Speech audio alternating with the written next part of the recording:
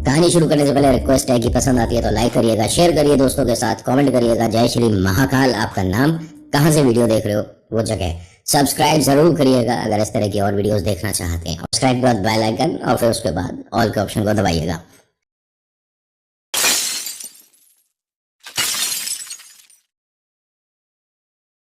रमन मिश्रा एक सेवानिवृत्त शासकीय प्रोफेसर थे।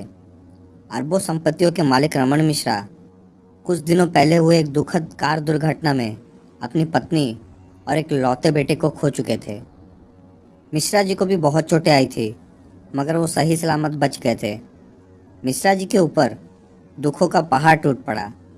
ऐसी परिस्थितियों में उनके छोटे भाई सुरेश और उनके बच्चों ने उनका साथ दिया। अपने बेटे और पत्नी की मौत से मिश्रा जी को गहरा सदमा पहुंचा था। दुख से उनका नाता इतना तालिंता से जुड़ गया था कि अब उनको संसार में किसी से मोह नहीं रहा था। सारा दिन तन्हा अपने कमरे में टंगी अपनी पत्नी और बेटे की तस्वीर को निहारते हुए आंसू बहाते रहते थे। वो खुद को कोसते रहते कि काश उसी दुर्घटना में उनकी भी मौत हो जाती, लेकिन ईश्वर उन्हें न जाने किस गुनाह की सज़ा दे रहा है। अगर मेरा बेटा होता तो क्या वो इस बूढ़े की आंखों में आंसू देख पाता? बिल्कुल नहीं। परछाई की तरह हमेशा उनके साथ रहने वाली उनकी पत्नी की नामौजूदगी और अकेलापन उन्हें काटने को दौड़ता। उनके विरह की पीड़ा के सामने उनके चोटों की पीड़ा कुछ भी नहीं थी। उनको समय से पहले खाना मिलने की जगह अब 2 वक्त का खाना भी समय पर नहीं मिलता था। छोटे भाई के लड़के और पत्नी सब अपने अपने कामों में व्यस्त रहते थे। मिश्रा जी ने स्वस्थ होने के बाद अपने छोटे भाई से अपने वसीयत के बारे में बात की। उन्होंने अपनी सारी संपत्ति अपने छोटे भाई के नाम में करने और 10 करोड़ रुपए अनाथालय ट्रस्ट को दान करने का फैसला किया, जो सारी संपत्ति का 40% था। ये फैसला रमन मिश्रा के छोटे भाई और उसकी फैमिली को रास नहीं आया। रमन जी का छोटा भाई स्वभाव से कपटी और धूर्त था। उसी की तरह उसकी संतानें अय्याश और आवारा थी। अगले दिन सुबह, सुरेश, रमन मिश्रा ने तैयार होते हुए आवाज़ लगाई। हाँ भाई साहब। सूरज को बोल दो मुझे प्लेटफॉर्म तक छोड़ा है। क्या हुआ भाई साहब, कहाँ जा रहे हो? सुरेश ने हैरान होकर पूछा। ट्रस्ट से फ़ोन आया था, वहाँ जाना है दान देने के लिए। जी भैया, अभी बोल देता हूँ। सुरेश रमन मिश्रा जी को घूरता हुआ वहाँ से चला गया। वो हर हाल में नहीं चाहता था कि वो पैसे ट्रस्ट को दान दिए जाएं। कुछ देर बाद सूरज कार लेकर मिश्रा के कमरे के सामने पहुंच गया। मिश्रा जी कार में बैठकर प्लेटफॉर्म की ओर निकल गए। वहां खड़ी सुरेश की पत्नी सुरेश के पास पहुंच गई। अब क्या होगा जी? ये जेठ जी भी बिल्कुल सठिया गए हैं। उन्हें इतनी रकम दान देने की क्या जरूरत थी? आप भी तो उनके सगे भाई हो, हमें ही दे देते।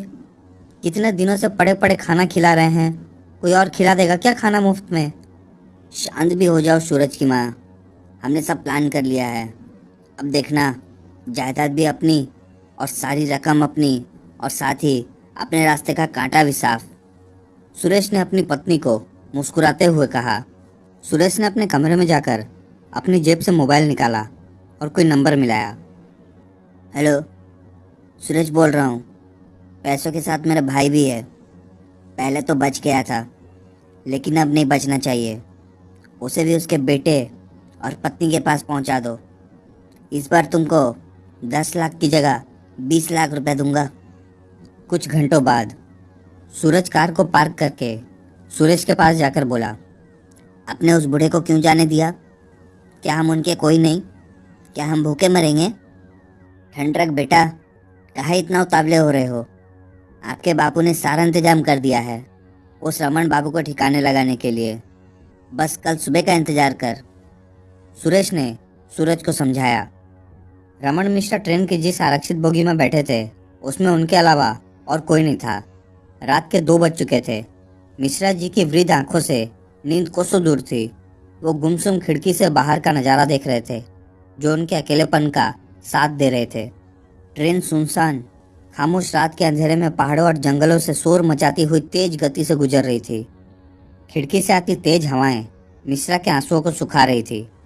मिश्रा को अब हवाओं में अपने बेटे की मौजूदगी का आभास हो रहा था, क्योंकि वही उनके आंसुओं को उनके बेटे की तरह पोंछ और सर को सहला रही थी।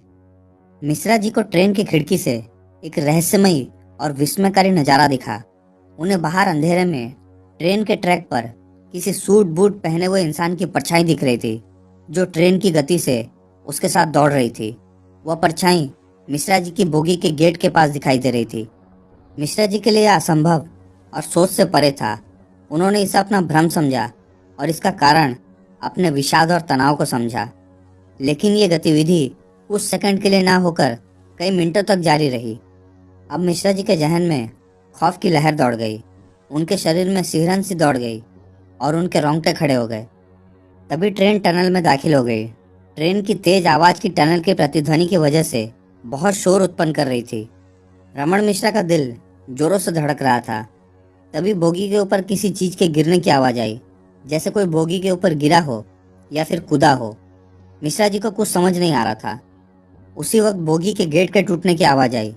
मिश्रा ने घबराकर गेट की ओर देखा तो सन्न रह गए। वहाँ कोई काला सूट बूट पहने हुए कोई अजनबी आहिस्ता आहिस्ता उनकी ओर बढ़ रहा था। ऐसा खौफनाक मंजर देखकर मिश्रा जी के पसीने छूट गए। उनको समझते हुए देर नहीं लगी कि ये कोई लुटेरा है जो उनके पैसे लूटने आया है। मिश्रा ने अपने ब्रीफकेस की ओर देखा और उसे उठाकर अपनी गोद में छिपा लिया। कौन हो तुम और क्या चाहते हो? देखो, तुम चाहे जो भी हो, मैं तुमको अपना ब्रीफकेस नहीं दूंगा। मिश्रा ने हिम्मत से जवाब दिया और खुद को बोगी के एक कोने में सटा लिया। लेकिन वह शख्स बिना किसी झिझक के उनकी ओर बढ़ता जा रहा था, जैसे उसने कुछ सुना ही ना हो। उसी पल 3 नकाबपोश हथियारों से लैस उस बोगी में दाखिल होते हैं, जो कि लुटेरे थे। दोनों अपने हाथ ऊपर कर लो और अगर जान प्यारी है तो तुम्हारे पास जो भी है उसे मुझे सौंप दो। तीनों ने अपनी बंदूकें मिश्रा और उस अजनबी की ओर तान ली। एक लुटेरे ने मिश्रा के सर पर जोरदार प्रहार किया और उनका ब्रीफकेस छीन लिया। मिश्रा बेहोश होकर वहीं गिर पड़े, मगर वो अजनबी व्यक्ति को बूत बना खड़ा देखकर अचंभित रह गए। तभी एक लुटेरे ने उसके पास जाकर एक मुक्का मारा, जिससे वह व्यक्ति घुटनों के बल बैठ गया। तभी उस व्यक्ति की सांसें तेज हो गई और देखते ही देखते उसकी सांसें एक जंगली जानवर की भयानक आवाज़ों में तब्दील होने लगी। ऐसे डरावने दृश्य को देखकर तीनों लुटेरों ने उस व्यक्ति पर अंधाधुंध गोलीबारी शुरू कर दी, मगर यह सब उस व्यक्ति पर बेअसर थी। वो कोई इंसान नहीं, बल्कि एक खौफनाक चेहरे वाला खून का प्यासा दरिंदा था। कुछ सेकंड तक गोलीबारी करने के बाद एक लुटेरे ने उस दरिंदे के पीठ पर चाकू से हमला किया, लेकिन वो हमला भी बेअसर रहा। तभी वह दरिंदा अचानक मुड़ा और एक भयानक आवाज़ निकालते हुए अपने खूनी पंजों से लुटेरे की गर्दन पकड़कर उसे हवा में उठा लिया। कुछ देर तक तड़पने के बाद वह लुटेरा हमेशा के लिए शांत हो गया। उसकी गर्दन से दरिंदे के खूनी नाखूनों के घुसने की वजह से ढेर सारा खून नीचे जमा हो चुका था। उस दरिंदे ने उस लुटेरे को दूर फेंक दिया और घुटनों के बल बैठकर खून को बेतहाशा चाटने लगा, जैसे कोई जानवर कई दिनों से प्यासा हो। तभी दूसरे ने उस पर फिर से फायर करना चालू कर दिया। दरिंदे ने उसे भी धक्का दिया, जिससे वह दूर जा गिरा। दरिंदे ने उसे भी अपना शिकार बना लिया और उसको चीर फाड़ करके उसका भी खून पी गया। तभी मिश्रा को होश आ गया। वो उस हैवान को समझ नहीं पा रहे थे कि वो शैतान है या फिर रक्षक। तीसरा लुटेरा गेट की ओट में छिपा हुआ डर से कांप रहा था। दरिंदे ने गुर्राते हुए चारों ओर देखा और उसने अपनी सांसों को तेज करते हुए उस लुटेरे की गंध सूंघने लगा। उसका चेहरा खून से सना हुआ था। जैसे ही वह गेट के पास पहुंचा तो लुटेरों ने उसके चेहरे पर चाकू से वार किया। चाकू उसकी आंख में घुस चुका था, लेकिन उस दरिंदे को उससे कोई असर नहीं पड़ा। उसने चाकू निकालकर फेंक दिया और गुस्से से लुटेरों को पकड़ लिया। उसने लुटेरे की गर्दन को अपने नुकीले दांतों से फाड़कर सारा खून चूस लिया और मृत लुटेरे को ट्रेन से बाहर फेंक दिया। कौन हो तुम? मिश्रा ने कपकपाती आवाज में पूछा। उस दरिंदे ने मिश्रा की ओर देखा और गुर्राते हुए उनकी ओर बढ़ा और मिश्रा के पास जाकर एक छलांग लगा दी। मिश्रा की खौफ के मारे आंखें बंद हो गई थी। मिश्रा के कानों में कांच टूटने की आवाज़ आई तो उन्होंने अपनी आंखें खोलकर देखा तो वहाँ कोई भी नहीं था। वो हैवान इमरजेंसी खिड़की को तोड़कर बाहर जा चुका था। आखिरकार कौन था वो शख्स जिसने उनकी जान बचाई? ये सवाल मिश्रा के दिमाग में घूमने लगा था। अगली सुबह रमन मिश्रा को महसूस हुआ कि कोई उनके सर पर हाथ फेर रहा है। उन्होंने आंखें खोलकर देखा कि वो अपने कमरे में अपने बेड पर है और उनका बेटा सरस उनका सिर सहला रहा है। ये देख रमन मिश्रा तुरंत उठकर बैठ गए और सरस को गले से लगाकर रोने लगे। बेटा, कहाँ थे इतने दिनों से अपने पापा से दूर? कितना रोया मैं तुम्हारी और तुम्हारी माँ की याद में। सबने मुझे अकेला कर दिया था। सब बोलते हैं कि तू मर गया था उस एक्सीडेंट में। रमन मिश्रा को इतनी खुशी हुई कि उन्होंने सरस पर सवालों की झड़ी लगा दी। पिताजी सुनिए ना, अब मैं आपका बेटा सरस नहीं रहा। सब लोग सही कहते हैं कि मैं मर चुका हूँ। मैं सिर्फ और सिर्फ यहाँ आपके लिए आया हूँ। मैं कोई इंसान नहीं, सिर्फ सरस की परछाई, एक प्रेत हूँ। ये क्या कह रहे हो मेरे बेटे? हाँ पिताजी, ये सच है और मैं आपको सच बताने आया हूँ कि मुझे किसने मारा। क्या? किसी ने नहीं मारा तुझे? तू तो उस दिन कार एक्सीडेंट में मारा गया था और तेरी माँ भी। नहीं, मैं बच गया था उस दिन। मुझे याद है, जब मैं सड़क पर लहूलुहान तड़प रहा था तो सुरेश चाचा ने मुझे बचाने की जगह मुझे मरने के लिए छोड़ दिया था। तभी कमरे का गेट खुलता है और सुरेश अपनी पत्नी और बेटे के साथ रमन के पास आया। भैया, ये लीजिए, जायदाद के कागज है। इनमें आप हस्ताक्षर कर दीजिए और हम सबको अपना आशीर्वाद देकर सेवा करने का मौका दीजिए। सुरेश ने जायदाद के कागज और पेन रमन की ओर बढ़ाते हुए कहा। सुरेश, मुझे इतना बेवकूफ़ मत समझ। मैंने तुझे अपना छोटा भाई समझा, सब कुछ तेरे नाम कर दिया और तूने मुझसे मेरा बेटा छीन लिया। हत्यारे, नालायक, तुझे एक कौड़ी भी नहीं दूंगा अपनी जायदाद की। चला जा मेरी आंखों के सामने से। इतना कहकर रमन मिश्रा ने सारे कागजात फाड़ दिए। ये देखकर सुरेश और सूरज आग बबूला हो गए।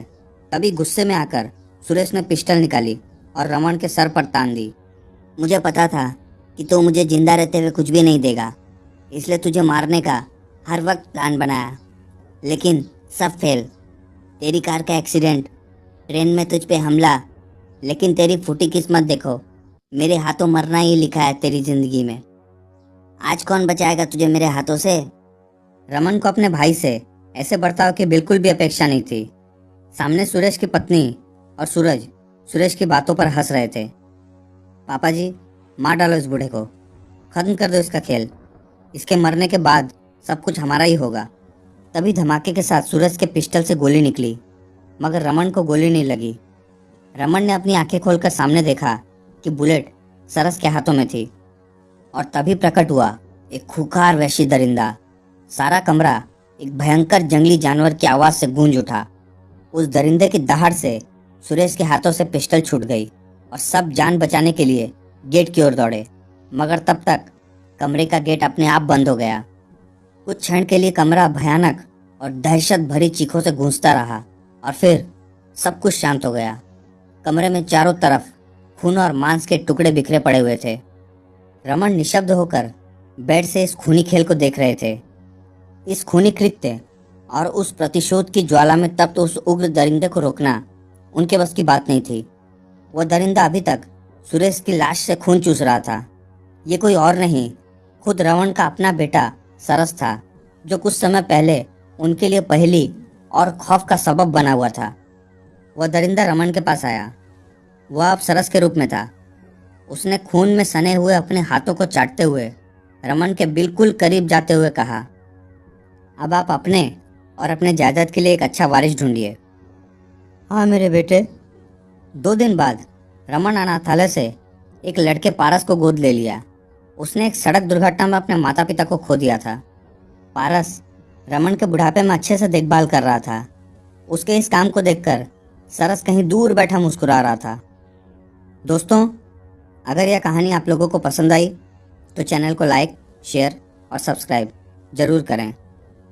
बेल आइकन को दबाने के साथ साथ ऑल पर भी क्लिक कर लें ताकि और भी मज़ेदार और डरावनी कहानियाँ आप लोगों तक पहुँचती रहे।